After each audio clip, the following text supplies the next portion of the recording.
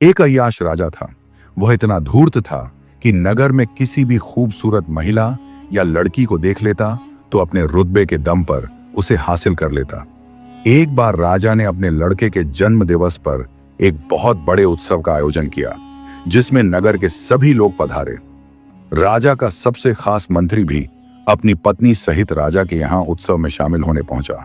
जब राजा ने मंत्री की पत्नी को देखा तो राजा उसे देखता ही रह गया। राजा ने आज तक इतनी सुंदर स्त्री नहीं देखी थी। उत्सव खत्म हुआ, सभी अपने घरों को लौट गए, पर राजा का सुख चैन छिन चुका था। उसे रह रह कर बस मंत्री की स्त्री के ही विचार आ रहे थे। उस रात राजा सो भी ना सका। उसने पूरी रात करवटें बदलते और मंत्री पत्नी को हासिल करने की तरह तरह की योजनाओं को सोचते हुए ही बीता। आखिर राजा को एक युक्ति सूझी। सुबह होते ही उसने बुलावा भेजकर मंत्री को अपने पास बुलवा लिया और एक पत्र देकर कहा, यह फलां फलां राज्य में लेकर जाना है। मंत्री ने कहा, ठीक है महाराज, घर जाकर पत्नी को बता। राजा के इरादों से अनजान मंत्री निकल लिया। गंतव्य की ओर मंत्री की पत्नी को हासिल करने के लिए उतावले राजा का तो एक एक पल सदियों के बराबर जा रहा था।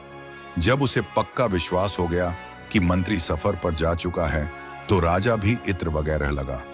चल दिया अपने शाही घोड़े पर बैठकर मंत्री आवाज की ओर। जिस समय राजा मंत्री के घर पहुंचा, उसी समय मंत्री की स्त्री, जिसका नाम कपाला था, नहाकर गीले बालों को घर के आंगन में बैठकर सुखा रही थी। जैसे ही उसने राजा को देखा, वो तुरंत खड़ी हो गई और बोली, महाराज की जय हो। राजा ने हाथ उठा मंत्री वधू कपाला का अभिवादन स्वीकार किया। बोली, कहिए महाराज, आज इधर कैसे आना हुआ? राजा बोला, कुछ खास काम नहीं, बस इधर से गुजर रहा था तो सोचा क्यों ना अपने खास मंत्री के घर सब ठीक ठाक है कि नहीं, हालचाल लेता चलूं। मंत्री वधू कपाला ने राजा को बिठा इज्जत और सेवा भाव से उसकी खूब खातिरदारी की और अच्छे अच्छे पकवान बना राजा के सामने पेश किए। राजा वहां खाना थोड़े ना खाने गया था, थोड़ा बहुत खा पी अपने इरादे जाहिर करते हुए उसके हुस्न की तारीफ में बोला, मैंने आज तक अपनी जिंदगी में तुम जितनी खूबसूरत स्त्री नहीं देखी। राजा के बुरे इरादों को मंत्री वधू कपाला पहले ही ताड़ चुका की थी।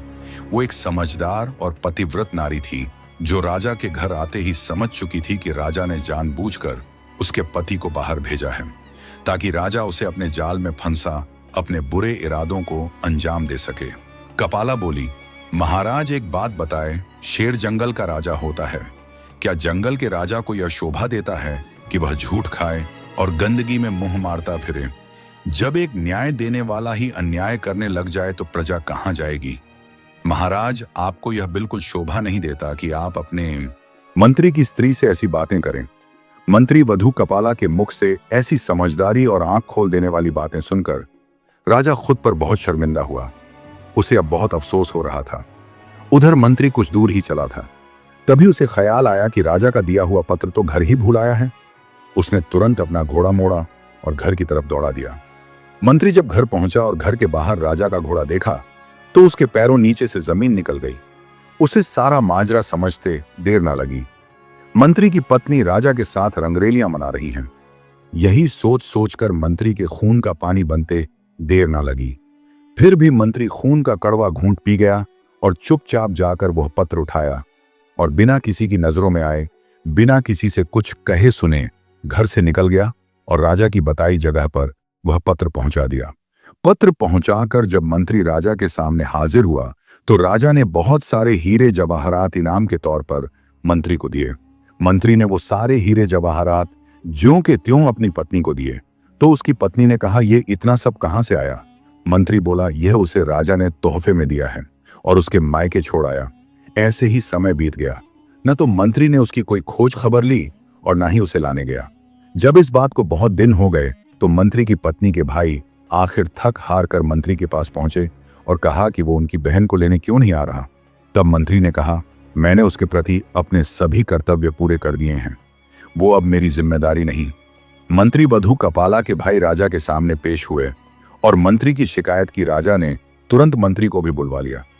मंत्री के साले बोले, महाराज, हमने एक सुंदर हरा भरा फल फूलों से लदा हुआ बाग इसके हवाले किया था जिसमें एक मीठे पानी से लबालब भरा कुआं भी था। परंतु महाराज, आपके सामने खड़े इस शख्स ने हमारे उस हरे भरे सुंदर बाग को उजाड़ दिया, उसके सारे फल खा गया और उस कुएं के मीठे पानी तक को भी खराब कर दिया। राजा ने मंत्री से पूछा, क्यों भाई, क्या ये ठीक बोल रहे हैं? अपनी सफाई में कुछ कहना चाहते हो? मंत्री बोला, जी महाराज, इन्होंने मुझे उस बाग को जैसा सौंपा था वो उससे भी बढ़िया हालत में मैंने इनको वापस लौटाया है। यह सब सुन राजा ने मंत्री वधु कपाला के भाइयों से पूछा, क्या मंत्री ठीक कह रहा है? बोले, हाँ महाराज, ये बात सही है कि बाग बिल्कुल सही सलामत है, पर राजा साहब, हम इससे बाग वापस देने की वजह जानना चाहते हैं। राजा ने मंत्री से पूछा तो मंत्री बोला, महाराज, बाग वापस करने की वजह ईर्ष्या या नफरत नहीं है। दरअसल एक दिन जब मैं बाग में आया तो मैंने शेर के पंजों के निशान देखे तो मुझे डर हुआ कि कहीं शेर मुझे भी ना खा जाए। बस इसी बात के डर से मैंने बाग में जाना बंद कर दिया। राजा सबकी बात बड़े ध्यान से सुन रहा था। वो सिंहासन से खड़ा हुआ और बोला, मंत्री साहब, अपने बाग में बेखौफ बिना किसी डर भय के चले जाओ। इसमें कोई शक नहीं कि शेर तुम्हारे बाग की तरफ गया था, लेकिन वो शेर ना तो तुम्हारे बाग में कोई असर छोड़ सका और ना ही बाग का कोई पत्ता तोड़ सका, ना ही कोई फल खा सका। वो शेर तुम्हारे बाग में थोड़ी देर रहा, फिर मायूस होकर लौट गया। राजा बोला, कसम उस ऊपर वाले की, मैंने तुम्हारे बाग के चारों तरफ लगी मजबूत दीवार जैसी पहले कभी नहीं देखी। उसके बाद मंत्री सीधा अपनी ससुराल गया और पत्नी कपाला को ले आया। सारा माजरा बिना मंत्री वधु की इज्जत उछाले सुलझ गया और दरबार में बैठे किसी भी व्यक्ति को कुछ समझ नहीं आया। ऐसी ही और कहानियों के लिए चैनल सब्सक्राइब कर चैनल पर बने रहें। आप सबका तहे दिल से धन्यवाद।